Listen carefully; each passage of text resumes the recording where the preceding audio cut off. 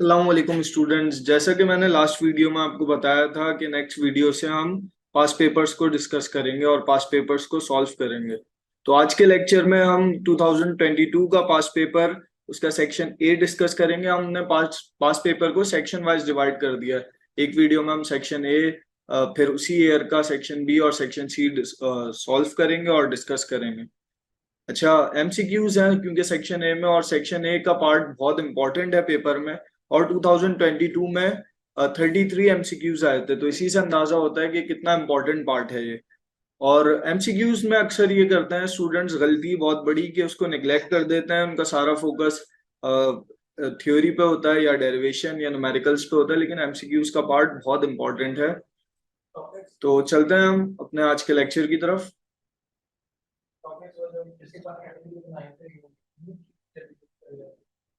तो past paper solution, और हम ईयर 2022 को डिस्कस करेंगे और इसका इस वीडियो में सेक्शन ए डिस्कस करेंगे। तो स्टार्ट करते हैं। हमारा पहला उसमें जो एमसीक्यू था वो था the SI unit of angular momentum. Angular momentum का एसआई यूनिट अभी लास्ट लेक्चर में ही, लास्ट चैप्टर में ही मैंने जब एंगुलर मोमेंटम का कॉन्सेप्ट पढ़ाया था तो उसी में मैंने लिखा था इसका जो एंगुलर मोमेंटम का यूनिट होता है। तो ये हमारे ऑप्शंस हैं: joule second, joules per second, second per joule, या जूल सेकंड स्क्वायर।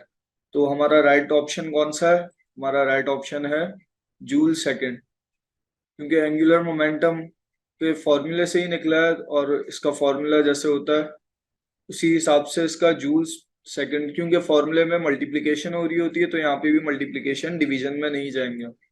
ये बेसिकली यूनिट्स फॉर्मूलाज से ही ड्राइव होते हैं। फॉर्मूलाज में जो जो वेरिएबल होते हैं उन्हीं के यूनिट्स पर बन के या तो मल्टीप्लिकेशन डिवीजन हो रही होती है उन्हीं में।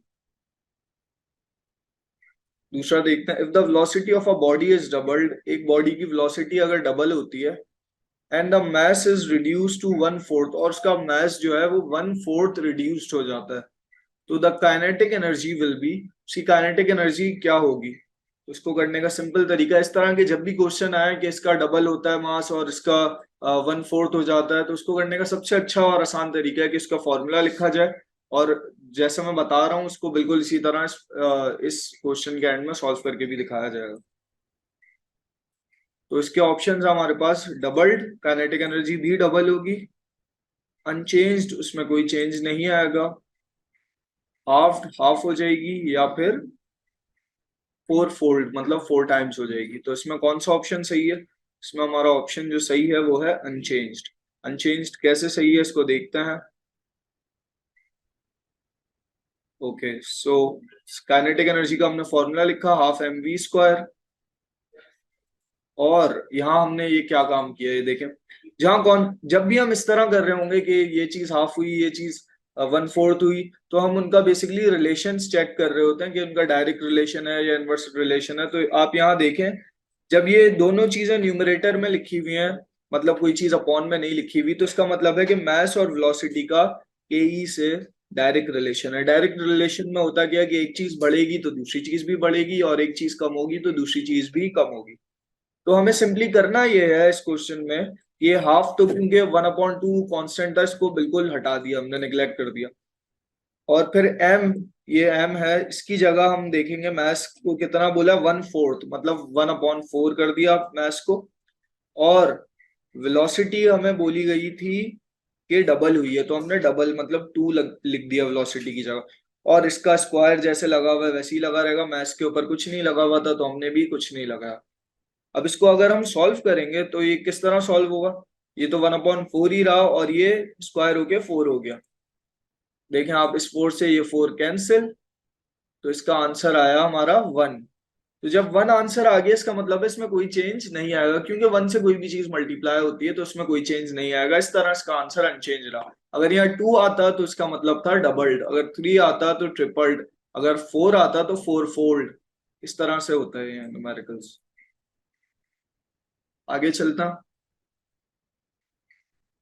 अच्छा, जो थियोरेटिकल सवाल हैं उनकी कोई इस तरह की डिस्क्रिप्शन नहीं लिखी गई है, जिनकी जो कैलकुलेशन बेस्ड हैं या जिनका मैं समझता कि कॉन्सेप्ट देना जरूरी है, उनकी मैंने इस तरह से छोटी छोटी डिस्क्रिप्शन लिखी हुई है हर क्वेश्चन के बाद। तो ये एक सवाल है, the range of Audible sound is, ये थ्योरी का सवाल है, इसकी रेंज की एक चार्ट होती है पूरी, उससे आपको याद रखना पड़ेगा। ऑडिबल साउंड मतलब जो साउंड हम सुन सकते हैं, वो उसकी रेंज होती है 20 हर्ट्ज से लेकर 20,000 हर्ट्ज। अगर 20 हर्ट्ज और 20,000 हर्ट्ज के इन बिटवीन साउंड की रेंज होगी तो हम उसे सुन सकते हैं। इससे कम होगी 20 से या 20,000 से ज्यादा होगी तो हम उसे नहीं सुन सकते। So the next is Bragg's law. Bragg's law पूछ रहे हैं कि क्या है। ये हमारे पास ऑप्शंस गिवन है, equals to MC square, lambda equals to H upon MV, M lambda equals to 2D sine theta, F equals to M है। तो इसमें हमारा करेक्ट ऑप्शन है ये ऑप्शन सी। तो ये सिंपल है, अगर आपने ब्रैग्स लॉ का कॉन्सेप्ट और इसकी स्टेटमेंट पढ़ी होगी तो आप इजीली इसका, ये फॉर्मूला जस्ट पूछा गया, आप इजीली इसको कर सकते हैं।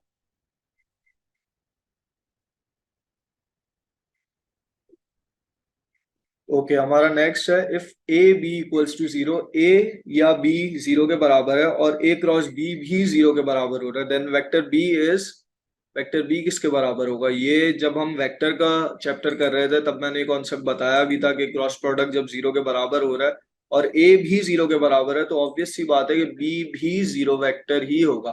तो ऑप्शंस ये हैं चारों और इसका करेक्ट ऑप्शन है यस, जीरो वेक्टर। और सिक्स देखते हैं, an object is falling through a viscous fluid with terminal velocity, its velocity will be, जब टर्मिनल वेलोसिटी से एक विस्कस फ्लूइड में एक ऑब्जेक्ट फॉल कर रहा है तो उसकी जो वेलोसिटी है वो कितनी होगी, जीरो, डिक्रीज डिक्रीज होगी, इंक्रीज होगी या फिर कांस्टेंट रहेगी। तो इसका आंसर है कांस्टेंट, कांस्टेंट रहेगी, इसमें कोई चेंज नहीं आएगा। क्यों कांस्टेंट रहेगी, इसका रीजन ये आपको मिल जाएगा। As velocity increases fluid resistance force also increases, जैसे जैसे वेलोसिटी बढ़ती है तो फ्लूइड रेजिस्टेंस फोर्स जो होती है वो भी बढ़ती रहती है। फ्लूइड रेजिस्टेंस फोर्स क्या होती है, जैसे मैंने एक एग्जांपल से समझाया था कि जब हम स्विमिंग कर रहे होते हैं तो हम जैसे जैसे अपनी वेलोसिटी बढ़ाते हैं, मतलब अपने हाथ तेज चलाना शुरू करते हैं, पानी भी अपनी फोर्स हम पे बढ़ा देता है। पानी क्योंकि एक फ्लूइड है तो वो रेजिस्ट करता है हमारी बॉडी को आगे जाने से। तो वही सीन है इसमें भी। At terminal velocity forces are balanced, terminal velocity पे क्या होता है कि सारी फोर्सेस बैलेंस्ड होती हैं। सारी फोर्सेस बैलेंस होने का मतलब क्या है कि नेट फोर्स जीरो के बराबर होती है। मतलब जब हम टोटल करेंगे सारी फोर्सेस का सम करेंगे तो वो जीरो के बराबर होगा। तो zero net force means constant velocity. जब जीरो नेट फोर्सेस का मतलब है कि कांस्टेंट वेलोसिटी है या फिर रेस्ट में भी हो सकता है, जैसा कि हमने पढ़ा था इक्विलिब्रियम में, कंडीशंस ऑफ इक्विलिब्रियम में, कि जब फोर्सेस का सम जीरो के इक्वल होता है तो आइदर बॉडी रेस्ट में होती है या कांस्टेंट वेलोसिटी से मूव कर रही होती।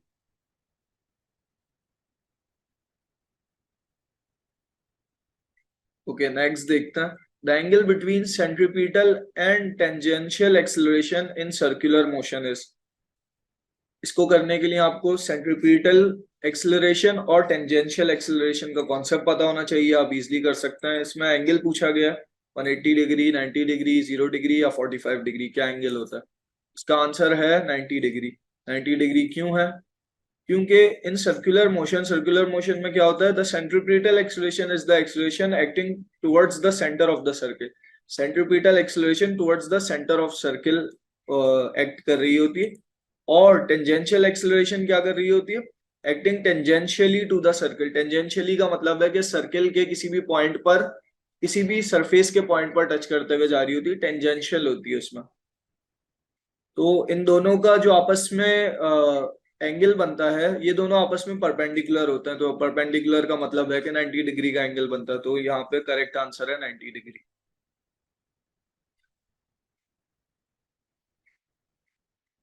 Okay so 1 kilowatt hour is equal to, energy का यूनिट है किलोवाट आवर और जूल भी एनर्जी का यूनिट है। इन दोनों को हम इंटर कन्वर्जन जब इन दोनों की करते हैं, 1 किलोवाट आवर बराबर होता है कितने जूल के, ये हमारे ऑप्शंस हैं चार, और हमारा करेक्ट ऑप्शन है सेकंड, जो कि है 3.6 raise to the power 6, 3.6 into 10 raise to the power 6 joules.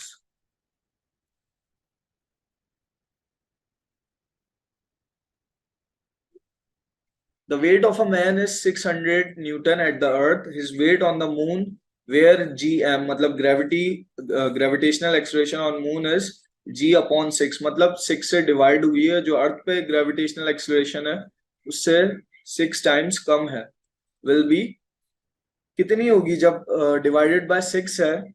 तो अगर आप देखें कि इनका रिलेशन क्या है आपस में, वेट वेट पूछा गया है ना, तो वेट का जी से रिलेशन क्या है, W equals to M G लिखते हैं हम, तो डायरेक्ट रिलेशन है। डायरेक्ट रिलेशन होने का मतलब है, हम पहले इसके ऑप्शंस देख लेते हैं क्या है। ऑप्शन ए है हमारे पास 3600 न्यूटन, ऑप्शन बी है 300 न्यूटन, फिर है 100 न्यूटन और लास्ट है 600 Newton.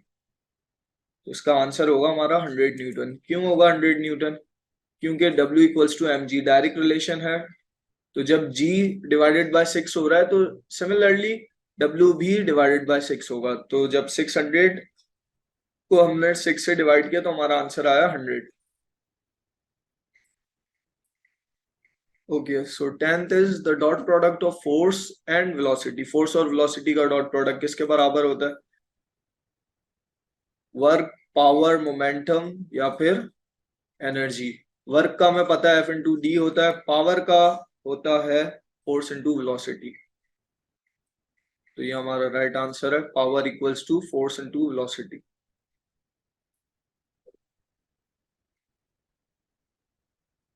Okay, so 11th is Huygens principle is used to determine the speed of light, या position of wavefront, या polarization, या लास्ट ऑप्शन है हमारा रिफ्रैक्टिव इंडेक्स। तो इनमें से क्या चीजें यूज करने के लिए प्रिंसिपल यूज किया जाता है, क्या चीजें फाइंड आउट करने के लिए?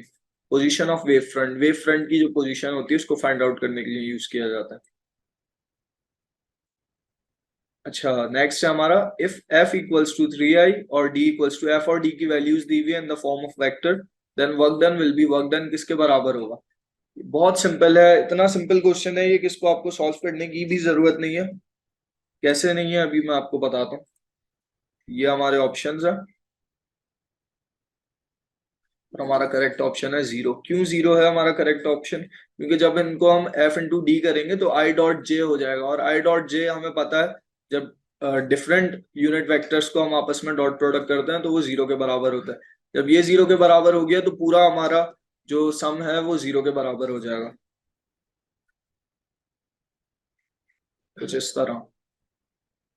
i डॉट जे हो या j डॉट के हो या k डॉट आई हो, 0 के बराबर होता है। तो हमने इस तरह इसको उतारा f और d की वैल्यू पुट करके, और i डॉट j 0 के बराबर हुआ, 0 मल्टीप्लाइड बाय 36 0 के बराबर हो गया। ये 36 भी नहीं, या 18 आना चाहिए था, 3 6 18, लेकिन वो ऑब्वियसली क्योंकि 0 के ही मल्टीप्लाई हो रहा है 0 से ही, तो वो 0 ही होना है आंसर उसका। एमसीक्यूज इस तरह से बनाए जाते हैं कि स्टूडेंट्स को कम से कम टाइम लगे, उसमें छोटी छोटी हिंट्स होती हैं जिसमें आप आसानी आंसर तक पहुंच सकते हैं। और सबसे अच्छी बात होती है एमसीक्यूज की कि आंसर हमारे सामने ही होता है, हमें सिर्फ आइडिया लगा के उस तक पहुंचना होता है। तो नेक्स्ट देखते हैं, a truck covers a distance of 360 kilometre in 5 hour, the speed will be. इसकी स्पीड निकालनी है, डिस्टेंस दिया हुआ है, टाइम दिया हुआ है, तो स्पीड निकालना क्या मुश्किल काम है, डिस्टेंस अपॉन टाइम ही करना है हमें। ये हमारे ऑप्शंस हैं और हमारा करेक्ट ऑप्शन है 72 किलोमीटर पर आवर। कैसे? सिंपल, डिस्टेंस अपॉन टाइम हमने लगाया, 360 डिवाइडेड बाय 5, आंसर आ गया हमारा 72। The point which describes the motion of the whole system और बॉडी इज कॉल्ड। पूरी बॉडी का या पूरे सिस्टम का जो मोशन, जो पॉइंट डिस्क्राइब करता है उसको हम क्या कहते हैं? ये हमने पढ़ा था इक्विलिब्रियम वाले चैप्टर में, सेंटर ऑफ मास कहते हैं इसको। सेंटर ऑफ मास पूरी बॉडी का जो मोशन होता है उसको डिस्क्राइब करता है। ये हमारे ऑप्शंस और हमारा करेक्ट ऑप्शन है centre of mass.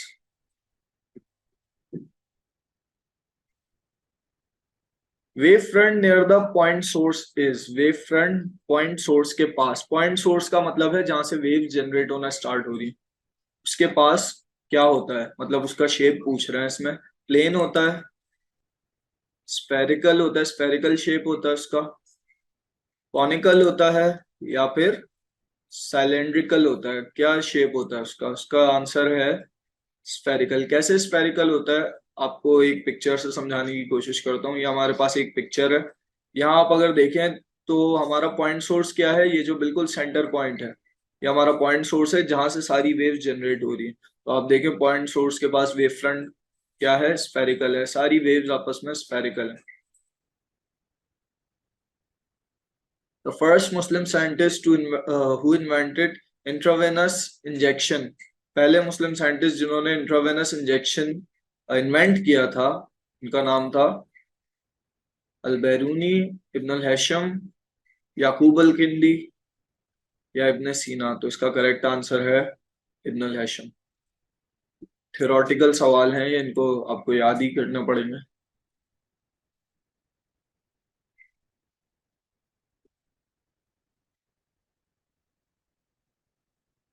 Okay, so next देखते हैं। The bending of light around sharp obstacles is called.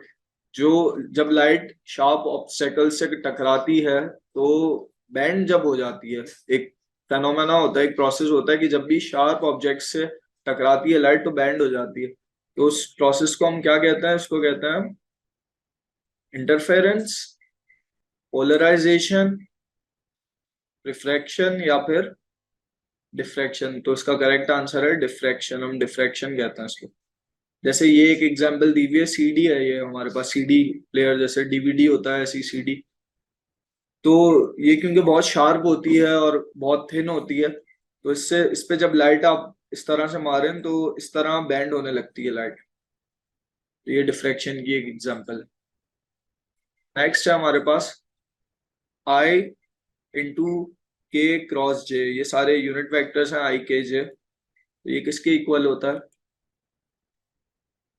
1 के, -1, 0 या फिर 1 है? दो बार 1 आ गया। उसका आंसर है 1। ये कुछ और होगा ऑब्वियसली, टाइपो एरर है। उसका आंसर है 1। 1 कैसे आया इसका आंसर? क्योंकि के क्रॉस जे हमें पता है बराबर होता है -i के, और के, जब के क्रॉस जे की हम वैल्यू -i पुट कर देंगे तो इन दोनों को जब करेंगे तो i मल्टीप्लाई बाय आई होता है 1 के बराबर। तो हमारा आंसर यहाँ आना चाहिए -1 के। यहाँ थोड़ी सी मिस्टेक है जिसको मैं हाथ के हाथ करेक्ट कर देता हूँ। ये हमारा आंसर होगा -1। ये है हमारा करेक्ट आंसर यहाँ का।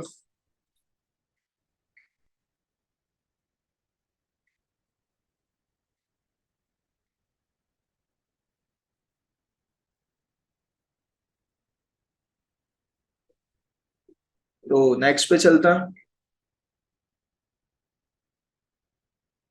और oscillatory motion of a simple pendulum. जो सिंपल पेंडुलम का ऑसिलेशन होता है, ऑसिलेटरी मोशन होता है, उसमें रिस्टोरिंग फोर्स कैसे गिवन होती है? रिस्टोरिंग फोर्स कहते हैं एक फोर्स जो कि किसी भी ऑब्जेक्ट में रिस्टोर हो जाती है उसकी पोजीशन की वजह से, जिसे हम पोटेंशियल एनर्जी भी बोलते हैं, और फिर वो उसको मूव कराती है।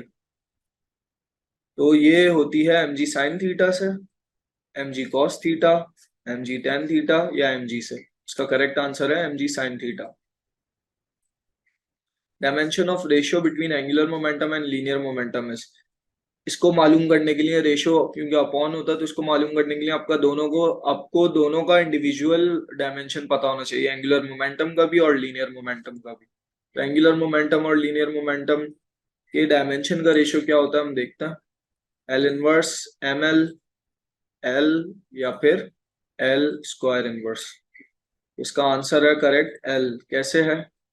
जब हम इनका लिखेंगे आपस में रेशो करके, तो हमें पता है कि एंगुलर मोमेंटम का जो डायमेंशन होती है वो होती है M L square T inverse. फिर हम उसको डिवाइड कर रहे हैं क्योंकि रेशियो यहाँ लिखा हुआ है।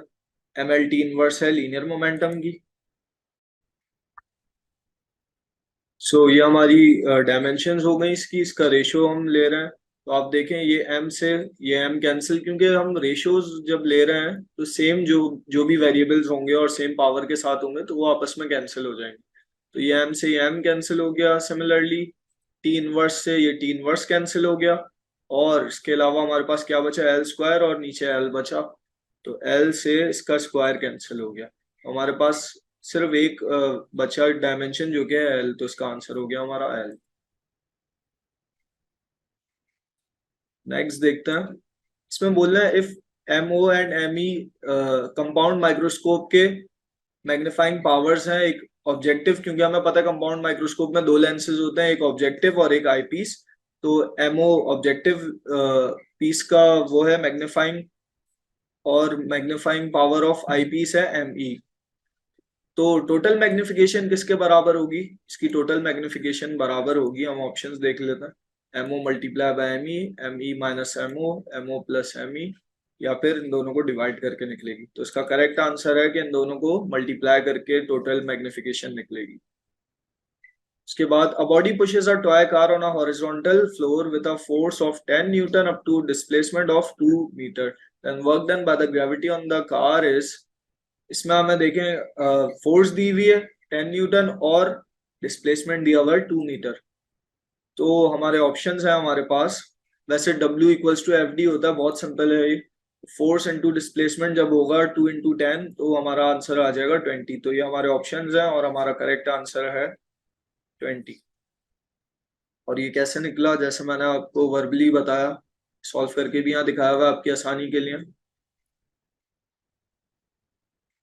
ये सारी प्रेजेंटेशन आपको मिल जाएगी हमारी वेबसाइट पे, ताकि आप इजली इससे अपनी तैयारी भी कर सकें, अपने आप को चेक भी कर सकते हैं। जिस तरह अपनी तैयारी को चेक करने का सिंपल तरीका है, जिस तरह लेक्चर्स अपलोड हो रहे हैं उसके क्विजेस भी साथ साथ अपलोड हो रहे हैं, तो उसको अटेम्प्ट करके इजली अपनी तैयारी को चेक कर सकते हैं। तो नेक्स्ट है हमारे पास, the acceleration of projectile at the top of trajectory will be, जब एक प्रोजेक्टाइल अपनी ट्रेजेक्ट्री के टॉप पे पहुंच जाएगा तो उसकी एक्सेलरेशन कितनी होगी, जी हाफ ऑफ जी, जीरो, या फिर 2g। तो इसका आंसर है जी। जी क्यों है, क्योंकि चेंज नहीं होती है एक्सेलरेशन, ये कांस्टेंट है, तो किसी भी पॉइंट पर हो, किसी भी हाइट पर हो, तो ये चेंज नहीं होगा, जी ही रहेगा। For vector has 3 rectangular component, एक वेक्टर के पास 3 रेक्टेंगुलर कंपोनेंट्स हैं और उन तीनों को हमने एक ही इक्वल ले लिया, उसका मैग्नीट्यूड हम किस तरह निकालेंगे, ये हमारे पास 3 ऑप्शंस 4 ऑप्शंस हैं इसके, उसका मैग्नीट्यूड जो हम निकालेंगे, हमारा करेक्ट ऑप्शन ये लास्ट वाला होगा। इस ऑप्शन में इस चीज का ख्याल रखिएगा कि ये ए जो है ये अंडर रूट से बाहर है। ये कैसे आया, लेट्स सी। तो इसमें होता क्या है बेसिकली कि हम सारे कंपोनेंट्स का स्क्वायर करते हैं और उनके स्क्वायर्स को आपस में ऐड करते हैं और तीसरे स्टेप में हम उन सब का अंडर रूट लेते हैं। तो ये यही काम हमने यहाँ पे किया हुआ है, क्योंकि ए के इक्वल लिया था हमने तीनों को, तो ए का स्क्वायर फिर ए का स्क्वायर फिर ए का स्क्वायर, तो ये 3a का स्क्वायर हो गया, और क्योंकि ए के साथ स्क्वायर था तो ये अंडर रूट से बाहर आ गया, तो ए अंडर रूट 3 हमारा आंसर हो गया।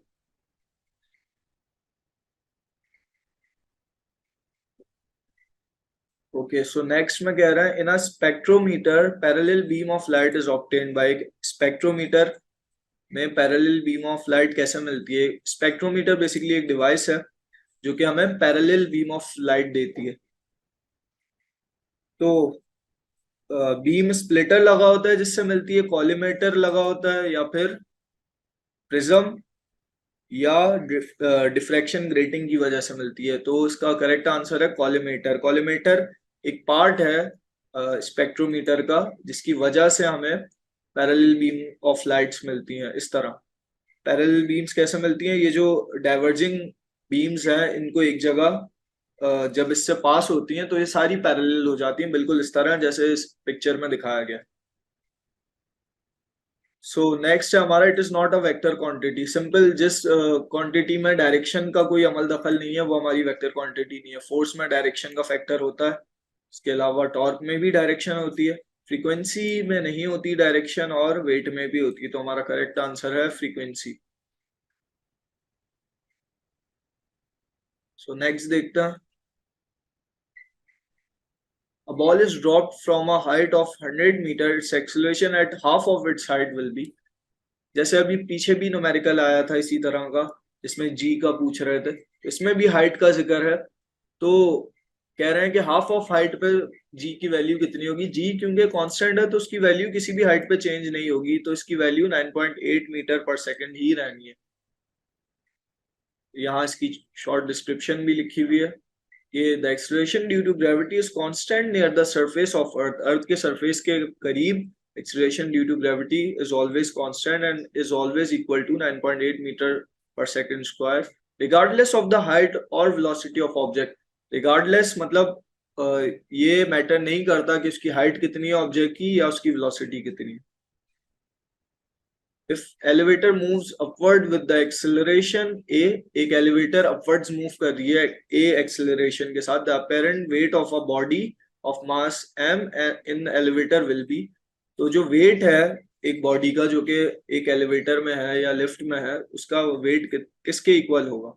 इसमें हमारे ये ऑप्शंस हैं, mg माइनस ma से निकालेंगे वेट, mg से निकालेंगे, mg प्लस ma से, या फिर 0 से. तो इसका करेक्ट आंसर है mg माइनस ma. दोनों फोर्स और वेट दोनों का डिफरेंस हम लेंगे तो हमारा अपेरेंट वेट निकल जाएगा. सो हम अपना क्वेश्चन नंबर 29 देखते हैं. Pitch of sound depends upon, जो साउंड की पिच होती है वो किस पे डिपेंड करती है. एम्पलीट्यूड पे, इंटेंसिटी पे, फ्रीक्वेंसी, या फिर लाउडनेस. इसका करेक्ट आंसर है फ्रीक्वेंसी. ये सारी साउंड की प्रॉपर्टीज हैं. Second condition of equilibrium is, ये तो हमने अभी रिसेंट लेक्चर में ही पढ़ा है. सेकंड कंडीशन ऑफ इक्विलिब्रियम बराबर होती है summation of forces equal to 0, summation of capital P equals to 0, summation of small p यानी मोमेंटम इक्वल टू 0, या summation of A equals to 0. इसका करेक्ट आंसर है summation of momentum equal to 0. Summation of moments भी बोल सकता है sir. 31st है हमारा, force acting on a body perpendicular to its displacement, the work done is equal to. ये जब मैं वर्क डन का एफ डी कॉस थीटा जब बता रहा था तब भी ये समझाया था. पॉजिटिव होगा, नेगेटिव होगा, 0 होगा, या फिर इनफाइनाइट होगा. तो इसका करेक्ट आंसर है कि 0 होगा हमारा वर्क डन. कैसे होगा, क्योंकि W equals to F D cos theta होता है, और जब परपेंडिकुलर कह रहे हैं तो 90 डिग्री cos 90 बराबर होता है 0 के, तो ये पूरा बराबर हो गया 0 के.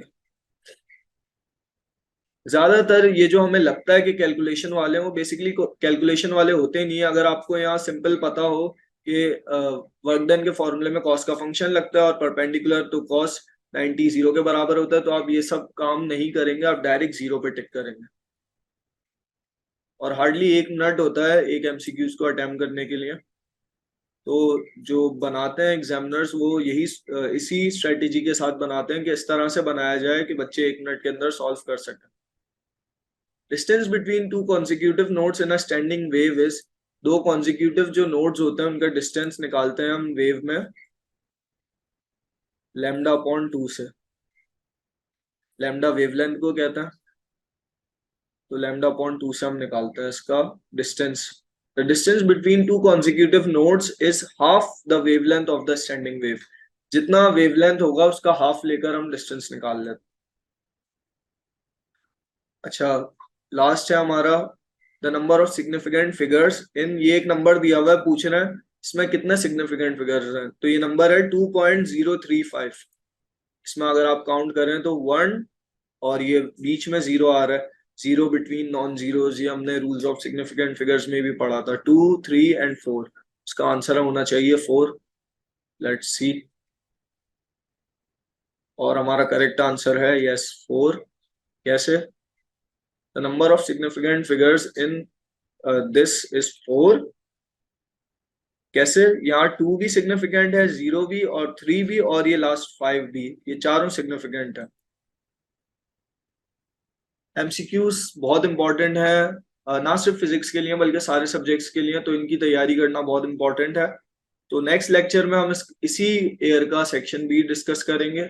जब तक के लिए, अगर आपको समझ में, उम्मीद करता हूँ कि आ गया होगा ये लेक्चर. अगर फिर भी आपके कोई क्वेश्चंस हो तो हमारी व्हाट्सएप कम्युनिटी ज्वाइन करके वहां अपने क्वेश्चंस कर सकते हैं. और लेटेस्ट अपडेट्स के लिए हमारा यूट्यूब चैनल सब्सक्राइब करें. तो मिलता है नेक्स्ट वीडियो में. अल्लाह हाफिज.